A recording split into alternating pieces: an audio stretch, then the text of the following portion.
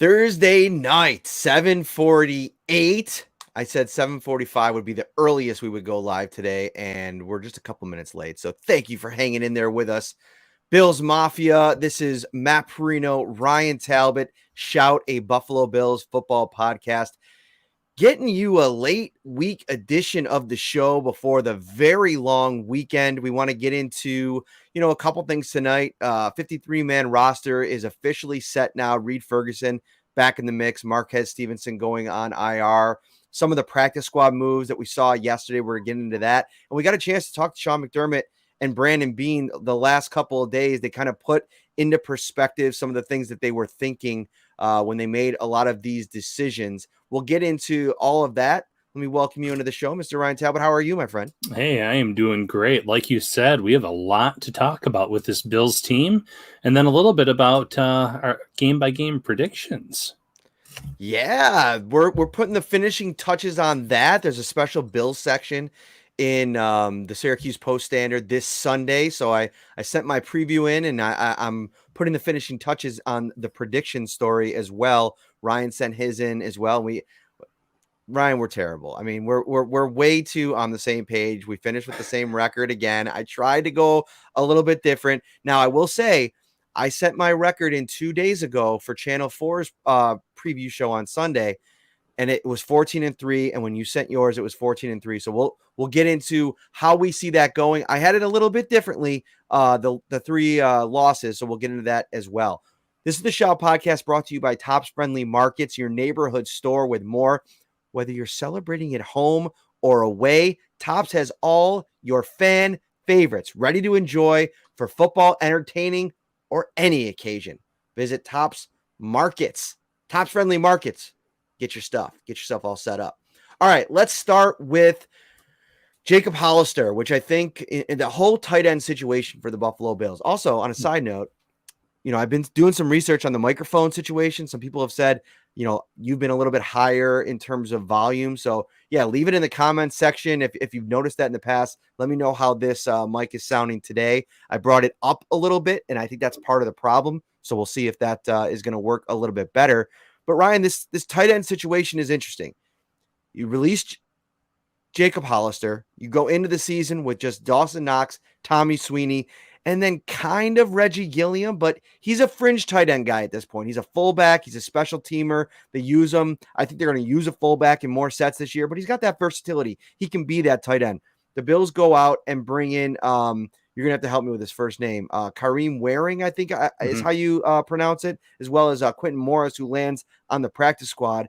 But we heard from Brandon Beane and Sean McDermott, and what we heard is that Brandon Beane thinks that Jacob Hollister is going to sign with another team. And then we see a report today. Tom Pelissero says that Jacksonville is expected to be that team. And when Joe Biscaglia, I think from The Athletic, asked Sean today about it, and he said the trust that we have in Dawson Knox allowed us to move on from Jacob Hollister. Basically paraphrasing there in so many words.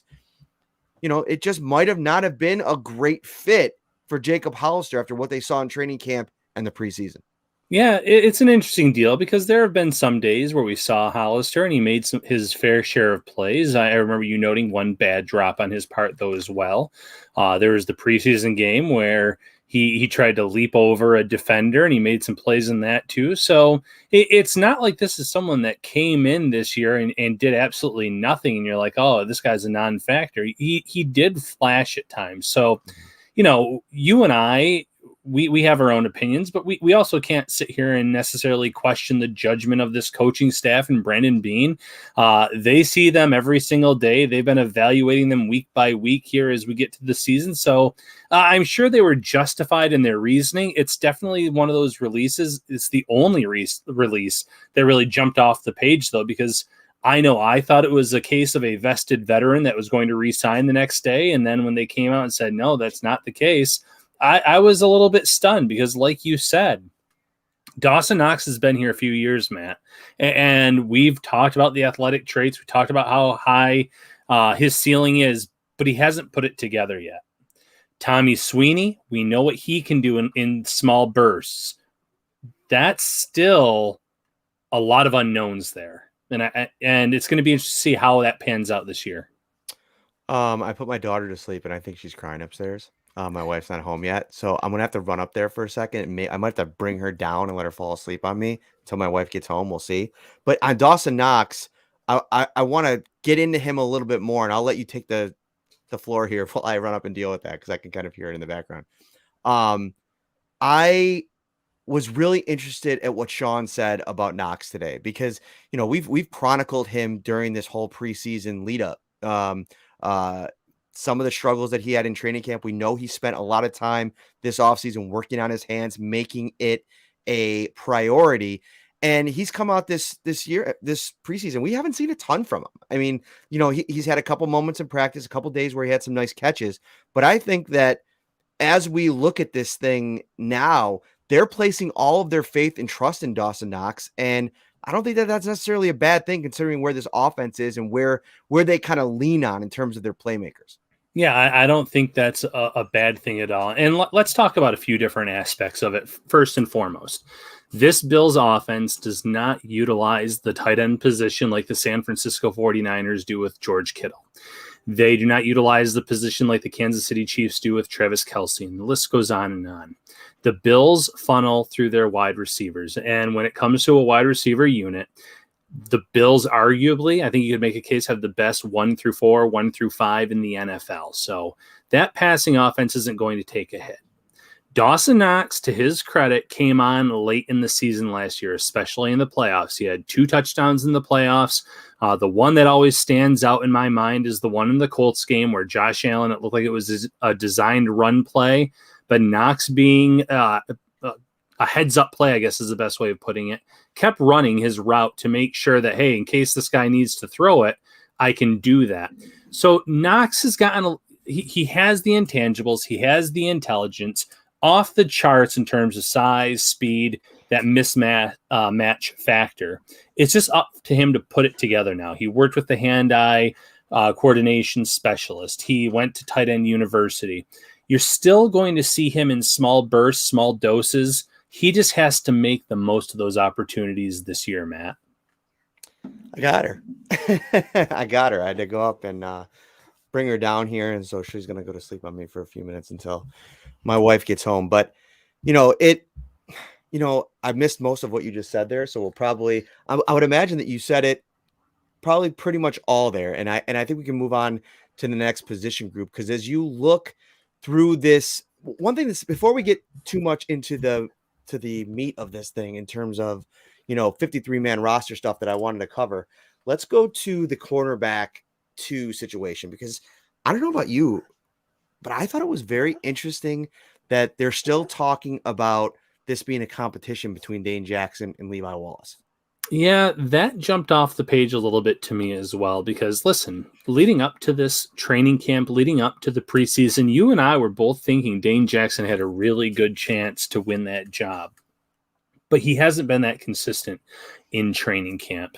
In the preseason, he wasn't the one making the plays consistently. Levi Wallace was the one that was getting in there, making some plays, showing that he was still a solid tackler, which is so important to Sean McDermott's defense. If you give up a catch, so be it. But if it's a 5-yard reception, you better tackle him at 5 yards or 6 yards. It's when you miss the tackles that it becomes an issue. And Dane had some missed tackles. He had some poor coverage. The fact that they're still talking about this being a competition is intriguing to me. And maybe it's because it's the cornerback position and not the quarterback position or something like that. They can keep saying that. Maybe the Bills feel like they want to have close to a 50-50 split. I'm not sure. But in my opinion, once again, Levi Wallace, to his credit, has come in and defeated someone that was supposed to take his job. Bills Mafia, this is something we have seen throughout his entire tenure with the Bills. He was brought in as an undrafted free agent, spent some time on the practice squad. When he finally got to play, he looked good. So then he's had to fight off, though, competition throughout his career. It was Josh Norman last year. Not Vontae Davis. EJ Gaines 1 year was supposed to be in there. Kevin Johnson was supposed to be that guy. And although Norman and Johnson, they flashed, they had their moments, it was Levi Wallace who they kept going back to start, to be in there in those big moments. Levi Wallace, to his credit, is a bit of a gamer. He's not flashy. He's not a player that is necessarily going to have 3 or 4 batted passes per game, great coverage all the time. He's not Trey White, I guess is the best way of putting it. But he is a solid number 2 cornerback. I think the expectations year in, year out have gone up for him. And maybe he's just the guy that he is. He's a solid cornerback that makes plays, that makes tackles consistently, and that's okay. Speaking of being okay, I think we're all set. I got her upstairs. It's funny, Ryan. I've done, I don't know how many of these shows now where if my wife wasn't home or, I had the kids, and we always just put her to bed and she's usually good. But I will say, I think this goes right up into her room, and I wonder if I woke her up. And she was not happy about that. So sorry, honey. So yeah, some of the other things that we got into today that I wanted to bring up from Sean, Devin Singletary is somebody that I asked him point blank about today. And, I think it's still going to be interesting to see how this running back room shakes out in the regular season. How many running backs do they activate? Taron Jones is going to be active on game days. Sean McDermott gave him another a bit of praise today when he was asked about him and what he brings. Even mentioned him as a leader, not only what he does on special teams, but what he brings in the room. So he's going to get a roster spot there. He's going to get an active spot there on most game days. So it's going to be interesting then to see how. I think she's still crying up there. So it's going to be interesting to see how at running back. How many games is Matt Breida going to be up for? What's going to happen with the Zach Moss, Devin Singletary timeshare? So I asked him point blank about Devin Singletary today, and he said he's looked different. He's looked explosive. He thought he did a lot of work last offseason, but you could tell the work was done this offseason. I think that there's all of a sudden a lot of confidence in Devin Singletary, who I went and looked at the preseason numbers today. 14 touches, 10 carries, 4 catches, 2 touchdowns. He averaged over 6 yards a carry. Really, really good preseason from Devin Singletary. He looks ready to go. Yeah, and the interesting thing about Singletary, every offseason you hear about a handful of players who, they put in all this work and it's going to look like a different player. And 9 times out of 10, it's not how it usually pans out. It's the same player and they don't look different and you don't notice anything. That's been the exact opposite for Devin Singletary. He looks bigger in terms of more muscle mass. He looks faster. He looks more explosive. Now, does he have the extra gear of Matt Breida? No, absolutely not. But he still has a little bit more burst. He's always been able to make people miss. He looks like a more well-rounded back. And that could pay huge dividends for the Bills because, like you said, how do you manage having all 3 of those backs activated on a game-by-game basis if you're also going to have Taron Jones active, if you're also going to use the fullback position with Reggie Gilliam? And I'm not saying they're always going to use Gilliam every week, but Jones seems like he's in that lock area almost week in, week out because of how important he is to special teams as a leadership perspective. So is there a week where, man, we could really use Breida in the passing game? Does that make Zach Moss the odd man out? If Singletary, can't carry over this preseason, the regular season, does that make him inactive some games? I don't know, because I'm not sure how many of these backs and fullbacks and special teams backs you can carry on a week-by-week basis when you can only have so many players active and they're going to go heavy at wide receiver. So maybe that was also a part of the decision to just carry those 2 tight ends, saying, well, if we did carry Hollister, we're going to make him inactive anyways. It's just all about the roster gymnastics, and it's really going to be interesting to see how it all plays out. Yeah, a lot of conversation in the chat tonight. Thank you so much. If you're watching on YouTube, hit that like button, hit that subscribe button as well. It gives you a notification every time we go live. We're past that portion of the season where it won't be as fluctuating now, Ryan. Like, I think we'll be live a little bit more consistently at times when we put it in the chat, or if we set up the stream, it'll usually be at that time. But you never know. You never know when we're feeling it, and you want to get a notification so when we're going live. We appreciate all of your guys' support for sure. A lot of conversation in here about Jake Kumaro in the chat, which I think is an interesting topic. The Bills keep 7 wide receivers to start.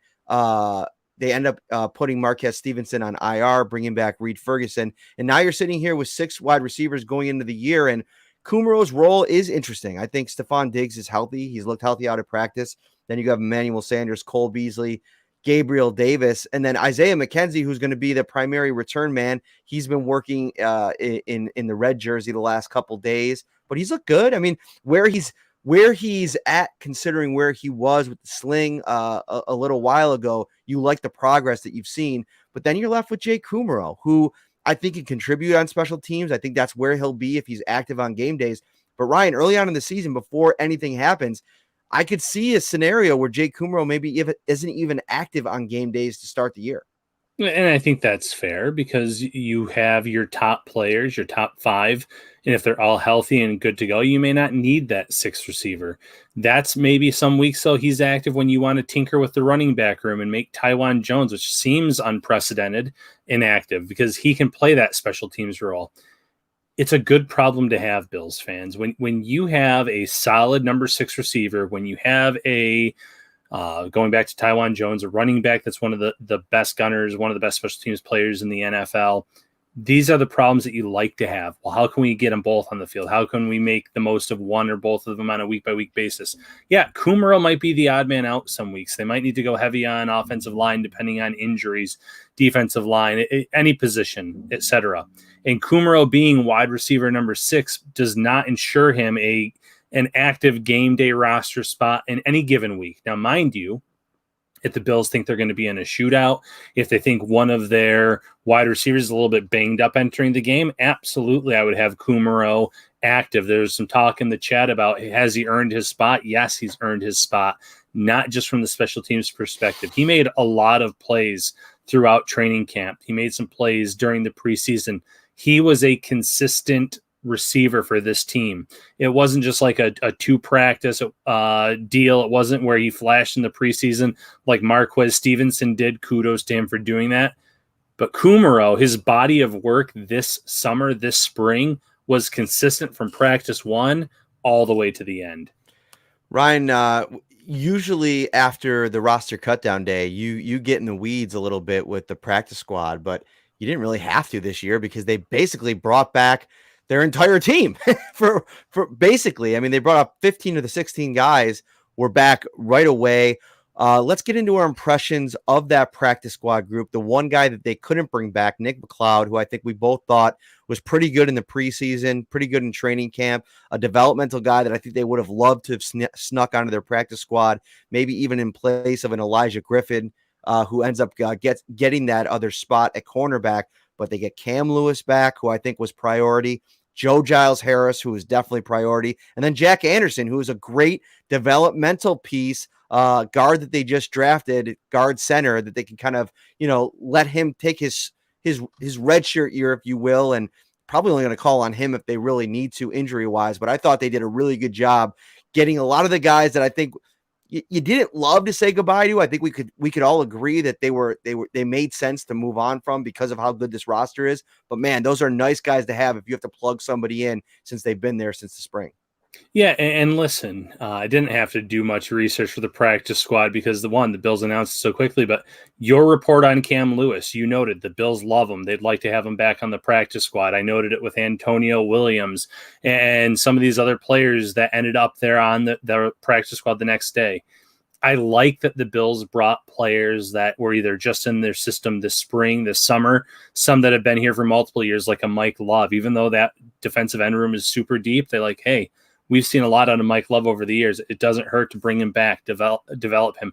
Josh Thomas, someone who realistically could have won a roster spot if it had not been for them drafting DeMar Hamlin. That's how good he was. So both quarterbacks, the list goes on and on. Antonio Williams. There's a lot of talent on that practice squad. And like you said, you're one injury away from needing one of those players to step up. Some of them will be elevated week by week and play some important roles throughout the season. So having 14 of your 15 or 15 of your 16, I should say, guys on that practice squad being people who have been here, who have experience in this system, that's big for Buffalo.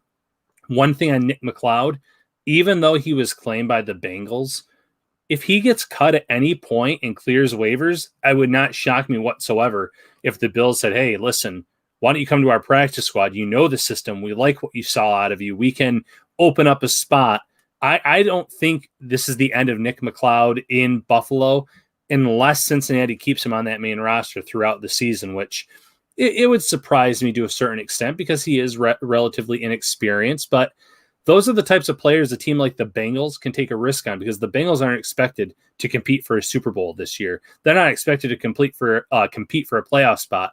They're in a rebuilding mode. So take a chance on a young guy like that, where the Bills simply couldn't. They're in a Super Bowl window. They're trying to win now. Noticing some comments over in the Facebook feed, and we can get to a couple of them. Brian asks about Devin Singletary and being able to trust him as maybe an RB2 in fantasy. And that's actually something I've been asked quite a bit, Ryan, about the running back situation for this Bills team. And like from a fantasy perspective, where do you want to draft these guys? And, running back 2 for me with Singletary is probably still even a little too rich for my blood. Just because of the fact that he's gotten dinged up both years. They still have a lot of talent at the position. I think that they still like Zach Moss and they like Matt Breida, obviously. He's still on the roster. But, I put Devin Singletary in a different category than the two of them, but I just don't think it's good enough for me to trust Singletary than anything more than a flex at this point. But honestly, I love him if you can get him in a flex spot, especially if you're deep at receiver. I think that sets up your fantasy team to be potentially really good. Yeah, listen, I've been in a few fantasy drafts where Singletary was not even taken, and he's still out there. If you're going to take him with one of your last picks. Sit him on your bench for the first few weeks. See how the Bills play this. Is it a 50-50 split with Singletary and Moss? Is he getting the majority of the carries? How does he look getting the majority of the carries? You don't want to put someone in that lineup that you have high expectations for, or you hope that you have high expectations for, and then put up a dud where you have someone on the bench that's more proven that is at least going to get some opportunities. That happens every year in fantasy. Nyheim Hines, I don't mean to call out Nyheim Hines, but I promise you, Matt, I would have him on my bench and he'd put up 30-some points. I'd put him in my lineup the next week and it would be 2 or 3. So you have those players that are frustrating, and it's not Singletary's fault, but the usage, and we don't know where that is in the regular season. Even if he's their best back, this is a pass-first offense. He might not get more than 7 or 8 carries. And is that valuable to your team? Time will tell. Doesn't hurt to have him as one of your last spots on the bench by any stretch of the imagination, but I wouldn't even put him in a flex spot right now. Ooh, okay. All right. I respect that. And Ryan had some good fantasy performances last year, so maybe listen to the man there.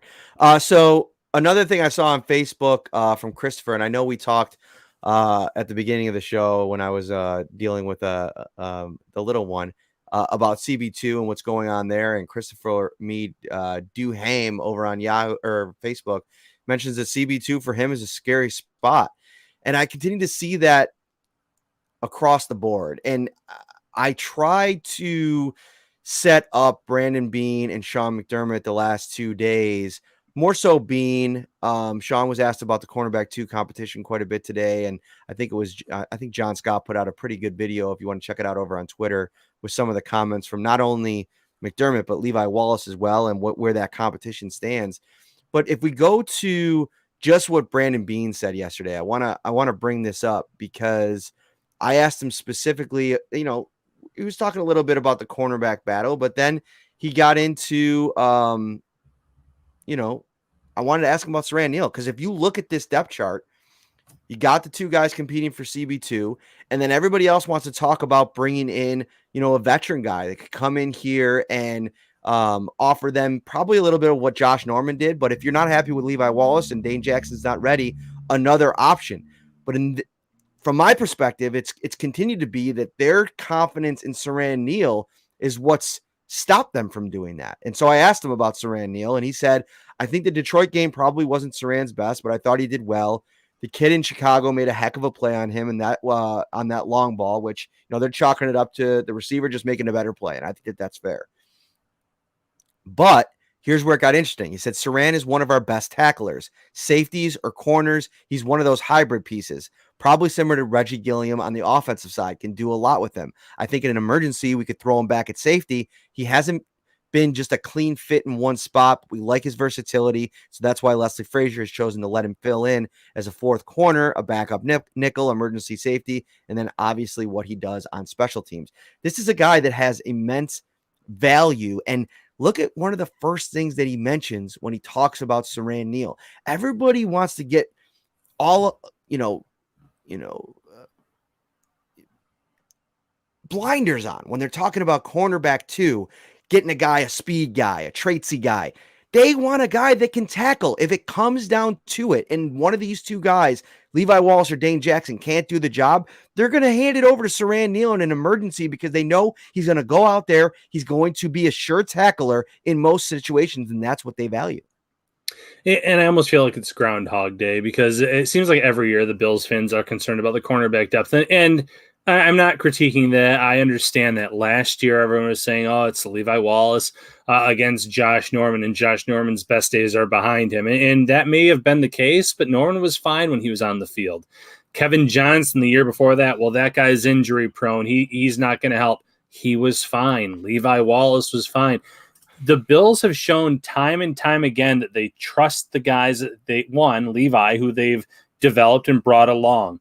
They trust a guy like Saran Neal, someone that they drafted and have brought along. And mind you, he started out as more of a safety. Then his position switched to cornerback. He is that Swiss Army type of player that can play inside, outside, corner, safety. Probably is the best fit on the inside as a cornerback, don't get me wrong.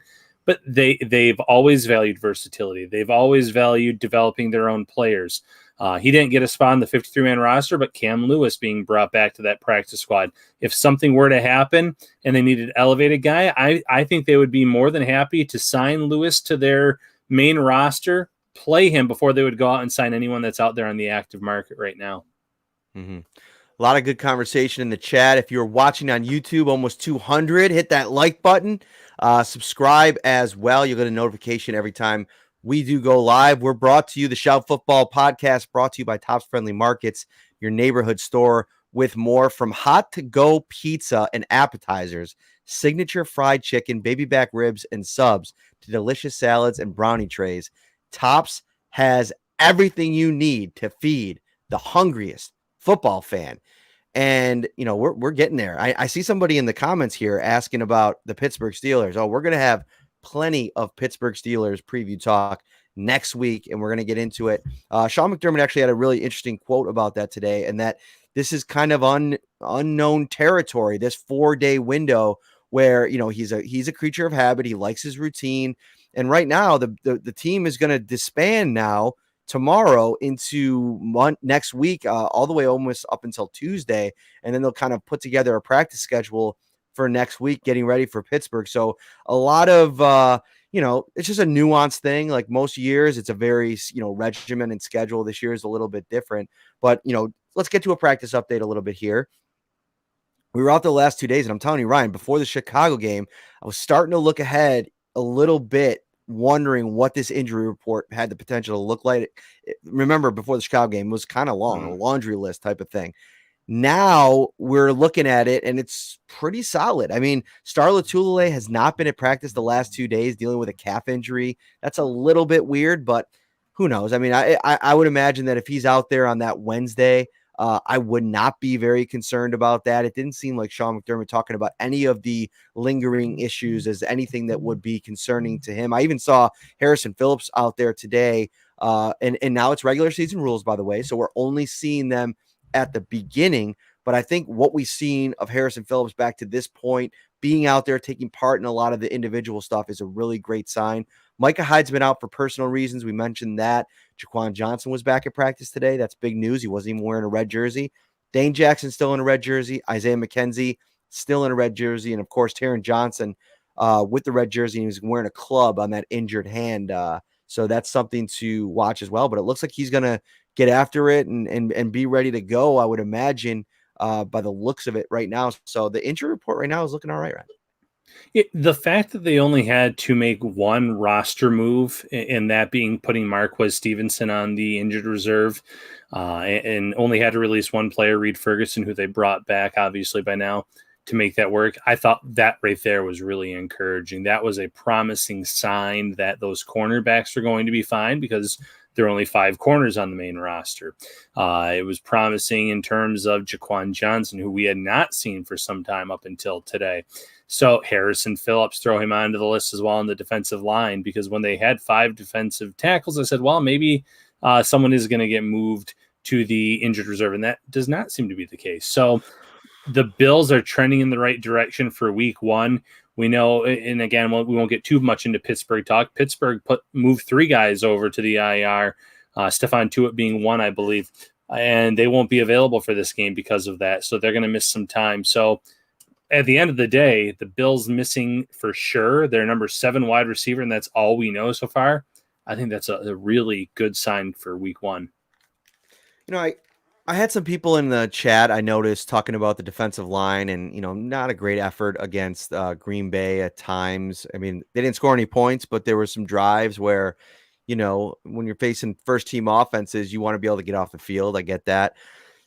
I thought another interesting thing that Brandon Beane talked about yesterday was evaluating Vernon Butler. And I really viewed him as a bubble guy. And I got the sense from listening to Brandon Beane talk about Butler yesterday, he really wasn't a bubble guy. It's somebody that I think that they're still looking at and going to rely upon this season. And, it goes back to what they said at the outset, in that they're hoping with Starback and Harrison Phillips probably playing more of that traditional one tech role, they can use, I almost feel like the way Brandon Beane talked about it, Vernon Butler could be a situational pass rusher from the 3 tech role. And if Ed Oliver doesn't get off to a really strong start, you could see maybe Vernon Butler push him for snaps in that role as somebody that they want to get back there and cause pressure and get sacks.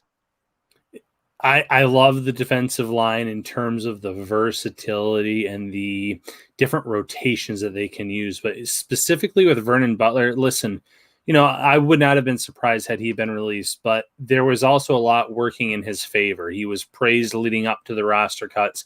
We know his experience with Eric Washington. He did have his moments last season with Buffalo late in the year. He played better late in the year than he did early in the season. So there was a lot working in his favor.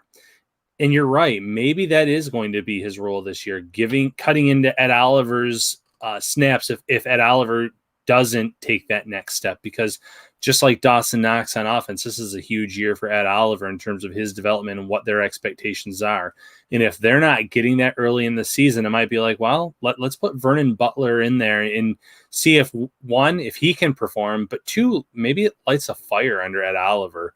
If Bills fans can go back a few years ago with Jordan Phillips, and Phillips cutting into Oliver's playing time kind of lit a fire under him a little bit. It helped him have that second half of the season where he came on. He had that really nice game against Dallas on Thanksgiving. Little things like that work out, but having players that you can help keep other players fresh, because Butler can help Oliver in that regard. He can help the other defensive tackles. And then having pieces like F.A. Obata and Boogie Basham that you can also kick inside and you can rotate and move around. That's what's going to make this year so exciting if you're a Bills fan in terms of watching that defense. I think they're going to have a lot of fun with their front 4, how they utilize them, how they rotate them, and how they keep them fresh. Yeah, and I see some people commenting in here if Butler pushes Oliver for snaps, it's going to be disappointing. I'm not suggesting that that's going to happen, but I do think that this is a situation in terms of the numbers approach, even at tackle, holding 5 is literally just about making sure all your bases are covered. They are going to get to the passer, anyway. That seems to be the mindset. It's almost like, Sean being asked about it today and him saying, listen, they've been written about enough now, which is funny because I thought Sean McDermott didn't read any of the stories and watch all the media coverage. But, that has been a narrative that's been covered pretty, vastly this offseason, the defensive line and all the adjustments they made. It's not about, talking about what they're going to do anymore. Now it's about producing. They have the pieces in place to do that. So it's going to be interesting to see how that all plays out. What did you think about Sean McDermott and Brandon Beane's comments on Cody Ford? I was talking to, credit to Joe Biscaglia. We were talking off to the side. He asked about Cody Ford today. And, they're still not really committing to Cody Ford as their starting right guard. I think he's been at right guard, like in the open practice the other day at the starting the game. I think he's better than Ike Butker personally. I think he's still kind of getting his feet under him, but there still seems to be this hesitancy to naming him the right guard. And I almost wonder if they maybe shouldn't have given him, and I know like they really build this thing around competition, and what their comments are on Levi Wallace today and that CB2 competition, as wild as it seems to some of us, probably because it seems like Levi's done more than enough to win that job at this point. I think it's kind of also interesting. I think that Ford's outplayed Ike Butker, but they're going to let this thing run out to the final whistle. Yeah, and I'm glad you mentioned Levi Wallace. That's what it reminded me of.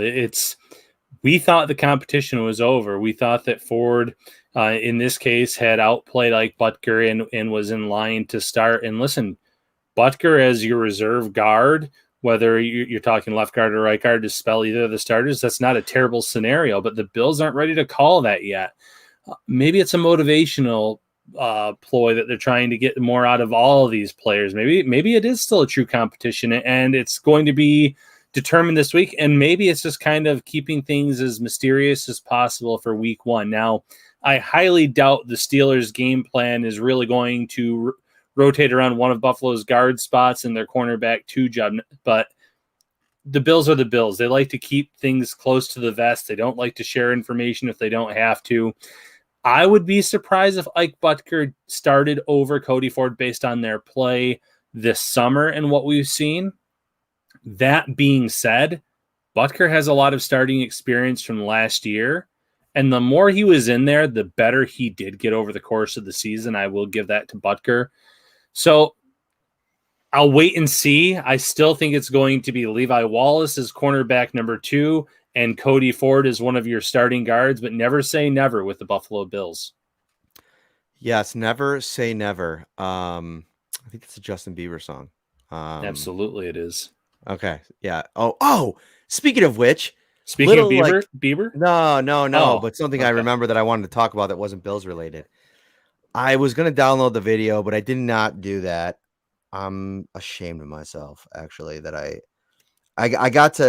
just got too busy. I want to see if I could bring it up on my phone here. Bear with me. Well, everybody. While you do that, can I address a comment in the chat? Yeah, sure. All right. A lot of Gabe Davis talk in the chat, and a while ago someone said Gabe Davis is going to eat like a 13-year-old at Ponderosa on his birthday. Who picks Ponderosa when you're 13? At least go to like Pizza Hut. Ponderosa? Terrible. I don't know about you, Matt. I never liked Ponderosa. That was not my thing. But listen, I get what you're saying. I do like Gabe Davis. He's going to be going against cornerback number 4 for other teams on any given week if you put out those 4 wide receivers. So I get the comment. I get what they're saying. I do agree with that. But Ponderosa? Come on. We're getting food takes from this guy today, I guess. Huh? We're getting food takes from this guy, apparently. Look at this guy, okay? Let me see if I can. Oh, my God. What's the face that we're making here, Ryan Talbot? I couldn't get it. Amazement. Look at this. Look at this. You could fit a whole single order of Ponderosa chicken wings in that gullet. All right, listen. Couple things here. First of all, I didn't understand what the excitement was over the cheese thing, so I want you to explain that. Somebody said like a 13-year-old at Tops Burger Bar. Heck yeah. It's a great place to stop. Yes. So many things happening right now, but let's reverse here. My dad actually worked at a Ponderosa. He ran a Ponderosa for a while, then he was in HR. So we ate at Ponderosa like every week growing up. And I think it was higher quality back in the day, I think, because we loved it. I mean, we would go there, they'd have the full we'd get the what is it? They get the buffet. We go and they had a great soft serve machine, all the toppings that you can ask for. Ryan, you're eating cheese whiz here. And what's going on? Spray cheese. Spray cheese. Excuse Let's me. get it right. First of all, all right. Move on from Ponderosa. What was up with the spray cheese? Right. First of all, I learned yesterday that there's an easy cheese shortage throughout the United States. So, little fun fact for you there. I had seen a video on Facebook that I guess came from TikTok where a guy put spray cheese under a cracker and it shot up and it spun around. And my mind was blown, Matt, because as a cheese connoisseur throughout my life, I did not know that that was possible. So you know what I said, Matt? I said right after I got out of work yesterday, I need to find some spray cheese and I need to find some crackers. And I'm not going to lie to you. And I'm sorry for the Bills fans that are here for the Bills chat. Now you're learning about spray cheese. I got a terrible case of the cheese hand yesterday. I failed in my first 4 attempts and I had spray cheese all over my hands. But the 5th attempt was magic. And I said, if I have that magic, I have to share it with the world. So I did it a 6th time and it worked again. And my mind was blown. You shoot the cheese from underneath and it sprays above. Come for the Bills talk. Stay for the cheese whiz. That was pretty gross experience for me. Whatever. Spray cheese, cheese whiz, whatever. A lot of people supporting my Ponderosa take in the chat, just so you know. I would say that more people in favor of Ponderosa. And that I do agree. I went to a Ponderosa a couple years ago, and I don't think there's many left for obvious reasons. But I went to one recently, and a couple years ago, and it wasn't good. But they're right. 80s Ponderosa was the place to be. So Ryan, you're gross. Okay, you're gross. Anyway, moving on. Let's get to if you're watching on YouTube, thank you. Hit that like button. Hit that subscribe button as well. I want to get into our season predictions here before we get out. Talk a little bit about what we're thinking. Why don't we start with you, Ryan? Let's get your 3 losses. We both had the Bills going 14-3. Where did you have them falling on the schedule? So the first game was against the Chiefs. And listen, my rationale was simple, Bills fans. And I said this throughout the years when Tom Brady was the quarterback with the Patriots. Until I see it, I'm not going to believe it. The Bills in the regular season, they gave the Chiefs a little bit of a fight. They were in it late. They were close to causing a Clyde Edwards-Helaire fumble. Justin Zimmer shout out. He was the one that almost stripped the ball, but his knee was down when they were within 1 score, and it just didn't happen. Playoffs, they were beaten pretty thoroughly, but Buffalo's top 3 receivers were very injured. I will give them that. I'm just not at that point to pick the Bills on the road in a primetime game to defeat the Chiefs. So that's loss number 1. When I actually see them do it regular season, postseason, then I'll be more comfortable doing it. I only finally picked the Bills over the Patriots, for instance, last season because Brady was gone. Once the Brady factor was gone, I could pick the Bills. Mahomes is going to be here for a long, long time, so I need to see Josh Allen and company go toe-to-toe with him and defeat him. So there's loss 1. Loss 2, the Colts game. That one might be a little bit of a surprise for some Bills fans, but I thought that last year in the playoffs, they went toe-to-toe with Buffalo. Obviously, this is a lot riding on Carson Wentz, but I think that Frank Reich can get the Philadelphia Carson Wentz out of him. They worked together there. That's where he played his best football, is when Frank Reich was there. So I like how he's playing. Love Jonathan Taylor. They've been bitten by the injury bug here early in the season, but by the time those teams play, all of those players are expected to be back and healthy. And then my last loss was actually week 18 against the Jets, and I don't think it has anything to do with the Jets. I wrote in my prediction that the Bills had clinched the number 1 seed in the AFC East and didn't need to play their starters in that one. So even though the backups were able to beat the Dolphins last year, the Jets were able to beat Buffalo's backups in week 18 in this scenario. So really could have gone with 14, or I could have gone with only 2 losses on this schedule, but I went with 3. I said, more times than not, a starting team will beat a backup team. So in that scenario, did another team already wrap up home field for the playoffs? No, I said the Bills actually sealed number 1 before that game. Oh, number 1 in the AFC. In the AFC. I thought you said AFC. No, I'm East, sorry. I'm sorry. I meant in the AFC if I did say AFC. I have the Bills having the AFC number 1 seed before that game is played. I think even though the Chiefs would have that head-to-head win over the Bills in my scenario, I think they're going to face some tougher tests this year, even within their own division. Every year, teams within their own division one give you a better fight. I'm not expecting that from the Broncos necessarily, but I think the Chargers could take one in that division from them. The Raiders took one from them last year. And even though I don't think the Raiders are as talented as Kansas City, there's something to be said about divisional games. And there's something to be said about Derek Carr knowing how to attack that defense. He's had some success. They have some talent there. So between the division, between some of the other games that the Chiefs are playing, I actually have the Bills as the AFC's number 1 seed, having that wrapped up before Week 18. I'm sorry, I was listening, but I the absolute nerve of Sarah Holland, who is actually in the chat tonight. She's going to make her debut, I believe, next week on the show. Said she's never heard of Ponderosa before. What in the world is happening right now? This is just absolute bedlam in the shout comments. All right. I got the Bills going 14-3 as well. I thought that great synopsis there, Ryan. I could see a path to that 14-3. I have the Bills winning against the Chiefs to start 5-0 out of the gates.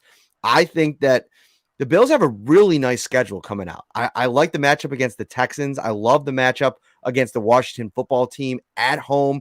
I think Washington's tougher. I think it's going to be a tougher game. Their defense is really good. They're going to bring pressure. But I think the Bills always play good in Miami, and I'm still not convinced on Tua Tagovailoa. We'll see it in week 1, and then when he goes up against that defense in New England, which everybody's talking about Mac Jones. More people need to be talking about that defense in New England because they're going to be, I think, much improved. And I don't see the Bills. We'll get to that in a second. More on New England in a moment. The opener, listen, Pittsburgh might be back. Let's just say all things go right. Ben's better. They're able to run the ball with Najee Harris. Their offensive line somehow figures it out and finds a way to be even just average. And then defensively, they pick up where, Pittsburgh teams of the past have picked up. I don't think it's going to be enough in that opener when that place is absolutely shaking. The way that offense has played in every open practice, in every stadium practice, and then against the Green Bay Packers, I know it was against backups. I just don't see a path to victory for the Pittsburgh Steelers in that opener. So I got them going 4-0, and then here come the Kansas City Chiefs. And this is your chance.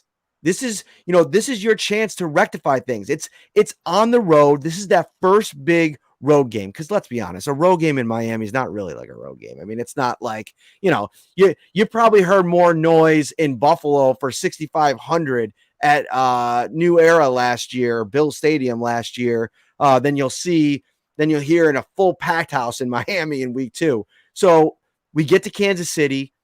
That's the first big prove it moment. And I think that that's going to be a place where Leslie Frazier, what did you learn in an offseason of study from what they were able to do to you last year? And I think it's going to be really the defense that wins that game more than anything. I think the offense will be good. I'm not so sure. I could see a little bit of a regression for the Chiefs defense. I mean, Chris Jones, that's a fun storyline to track. Defensive tackles, as they get on in years, it's hard to bring that same level of impact. I could see a bit of a drop off there in their front 4 and front 7. I think that's going to be a game that they have circled on their calendar. They get the W. The Bills start 5-0. But I think it's going to be such a huge moment, Ryan, that there's going to be a little bit of an energy jump the next week. A very tough game, back-to-back on the road, going in Nashville. Tennessee, I still think, has that kind of grind you out style under Mike Vrabel, could still get some things done defensively. I like Jeffrey Simmons. I like some of the pieces that they put around him up front. So I have the Bills dropping that one just based on, not necessarily because I think Tennessee is better, just because I think it's a tough spot to win back-to-back on the road like that. So I'll have the Bills starting 5-1. Then let's fast forward all the way through the Dolphins, the Jaguars, the Jets, the Colts, the Saints on New Orleans. Those are all W's for me for the Bills. 10-1 start to the season. They go come back home after Thanksgiving, 10-day break, take out the New England Patriots, who I think are going to be a much tougher task. I think this is going to be a real battle of a game. But I think the Bills win to go to 11-1. And then I just think that the luck runs out a little bit. They drop the road game the following week after a big divisional game, which is probably going to be physical against New England. They lose to the Bucs.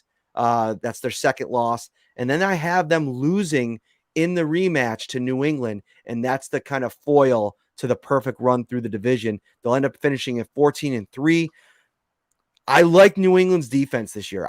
I don't know what you're going to see out of that offense. Even if Mac Jones is good, I don't know if they have enough talent at some of the skill positions to keep up with the Buffalo, because I think as good as that defense is in New England, Josh Allen has proven he's going to score some points against them. I think there's going to be more challenges, and I think the thing that I'll give the advantage to Bill Belichick on, Ryan, is that they'll take a look at him on that Monday night game. I think Josh Allen will have a pretty good game in that one. They'll come back a few weeks later and make things even tougher on Josh Allen in this offense. I landed 14-3. Thoughts? No, I love it. And, I'm glad you mentioned the Patriots because I wanted to talk about something. A few days ago, Booger McFarland said the Bills were on notice because Mac Jones won the starting job. And listen, that is absolutely ridiculous. I think the Patriots have a talented enough roster to win a wild card spot. I truly believe that. I think their defense is solid. I think they have such a deep running back room that they can lean on the run game, depend on their defense to keep the scoring low and win some really close games. But that style does not mesh up well with a Buffalo Bills team that can throw it all over and put up points quickly by any stretch of the imagination. And I think releasing Cam Newton had as much to do with Mac Jones winning the job as it did with Bill Belichick knowing that at some point this year, Mac Jones is going to hit a wall and he's going to struggle and he's going to have a bad game, 2 bad games, maybe 3 bad games in a row, Matt. And if you have a quality NFL starting quarterback caliber backup like a Cam Newton would be in this case, the fans are going to start clamoring for it. And they're going to want to bring that quarterback into the games because they want to win. And that does nothing for a young quarterback. Obviously, a different scenario last year with Tua and Ryan Fitzpatrick. But anytime they were in a close game, they pulled Tua, they put Ryan Fitzpatrick in as their closer to end it. I don't think that did Tua any favors. If Cam Newton was still in New England and Mac Jones started to struggle and you go to Cam Newton, that does not help Mac Jones in his development. And I think Bill Belichick, first and foremost, wants to develop Mac Jones the right way. He knows they're going to take some losses this year because he is their quarterback when they do need to pass the ball. He might not be able to go toe-to-toe with the Josh Allens of the world, and he's okay with that. He's going to probably take the training wheels off as the year goes on. But I think getting rid of Cam Newton had a lot to do with the fact that this is a rookie who eventually is going to struggle. And I don't want there to be any kind of controversy where the fan and the media is calling for Newton to start over him. Yeah, and that was a great synopsis of all of that. And I think that one of the things I would caution against is, like, you guys do know Bills Mafia, you're used pretty heavily by a lot of these national folks because they know the kind of run what they say will get. I mean, PFF kind of, I believe, really wrote the manual on this, but a couple of guys are taking it and running with it. I think for Booger McFarland to say what he said, like, I think that New England's going to be tough against Buffalo because of what they bring to the table, defensively, but they got to be at full bore. They got to be 100% healthy. Stephon Gilmore's got to come back from being dinged up, and he's got to be better than the Stephon Gilmore that we even saw in 19, who was getting cooked by John Brown. Like, they're going to need some of their playmakers to come back and prove it before they even get to the portion of the schedule that includes the Buffalo Bills. So I think just remember that I think sometimes, like Nick Wright, he saw the reaction that he got to this stuff early on, and he's like, let me dial this up. Every time there's a spicy take, it's the same thing with Skip Bayless and LeBron James. Every time he could say something to piss off everybody about LeBron James, he clamors for that. So don't mute Nick Wright on Twitter. Like, turn off his things. If I see any type of thing from Nick Wright on the Bills, I immediately just pass. I don't even look at it because it's different. At least Colin Cowherd is a guy that I think, like, has developed some cachet and some reputable traits over the years that makes me, I'll listen to him from time to time and respect his take from time to time. But a guy like Nick Wright commenting on football when really he's a basketball guy, it's the same reason I don't really like listen to Stephen A. Smith's takes on UFC or MMA or NFL or anything like that. He's a basketball guy. Stay in your lane. You know what I mean? I'm a football guy and I'm a basketball guy, and I am MMA guy. You're not going to see me spouting off about NHL takes. I don't have them. I live in a city where NHL is huge, where the Sabres are huge, but you're never going to come on here and get me going, waxing poetic about what the Bills should, or the Sabres should do with Jack Eichel. It's just not going to happen because I don't know anything about it. So I'm not going to put those words in my mouth. So stick with those kind of people that only speak on things that they really are an authority on. Yeah, I think that's really well said. It's very easy to upset a fan base, especially as one as passionate as the Bills Mafia, by bashing Josh Allen or bashing this team or bashing this city. You saw a few weeks ago or a month ago, there was some really poorly cited report about Austin, Texas being a possible location for the Bills. And finally today we heard from PSE saying, no, leaving Buffalo is not an option, or leaving Orchard Park is not even an option that's on the table. But whoever, once that was out there, all these sites ran with it. Florio at Pro Football Talk ran with it and was doing everything he could because he knew it would generate clicks. It would upset people. So you're right. Avoid those. Don't feed the trolls. All right. Don't feed the trolls. That's this week's tagline for the show. Everybody, thank you so much. We got close up here to 300 at the end on a late Thursday night with a long weekend ahead. This was a lot of fun, Ryan Talbot. I'm going to let you have the final word here. But before I do, are you hosting a large party coming up this holiday weekend? Check out Topps' huge selection of party platters for a delicious, effortless, and affordable, no-stress way to impress. For complete details, stop by their carry-out cafe or visit topsmarkets.com /fantasy foodball. That's foodball. FOODBALL. Final word, Ryan Talbot. Final word. We'll do a deep dive on the Steelers next week, but there are two things I still do not like about that team: their offensive line and their cornerback depth. And I think those are two areas where the Bills are really going to exploit them come week one. For Ryan Talbot, I'm Matt Parrino. We'll see you next week. Enjoy your long weekend. We'll introduce you all to Sarah Holland next week. We're excited to welcome her into the show. She got her introduction to the chat tonight, and she'll be live with us next week to continue to interact with all of you. Have a great weekend, everyone.